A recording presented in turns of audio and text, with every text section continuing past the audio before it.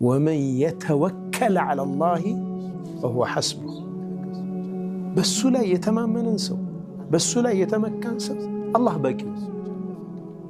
እንዴት ከዛ መከራ ውስጥ እንደሚያድንህ አላህ ብቻ ነው የሚያውቀው። የእሱ ነው ተድቢሩ። አንተ የምትፈልገውን እንጂ እንዴት እንደሚሆንም አትንገረው። አንዳንድ ጊዜ ዱዓችን ራሱ አደብ የለውም እኮ ያ አላህ እንዲህ አድርገህ በዚህ በኩል አድርገህ እንዲህ አድርግልኝ።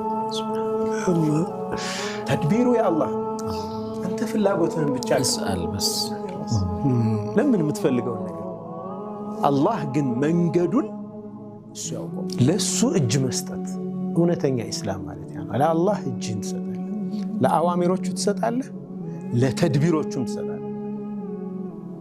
ለትእዛዞቹ እጅ ሰጥተሃል፣ ለክልክሎቹ እሺ እከለከላለሁ ብለህ እጅ ሰጥተሃል። ከዛ በኋላ በህይወት ውስጥ ደግሞ ማድረስ ያለብህን ሰበብ እያደረስክ ምን ይሆናል? ለሱ ሕክማ፣ ለሱ ጥበብ፣ ለሱ ማስተባበር እጅን ትሰጣለህ፣ ልብህን ታረጋጋዋለህ።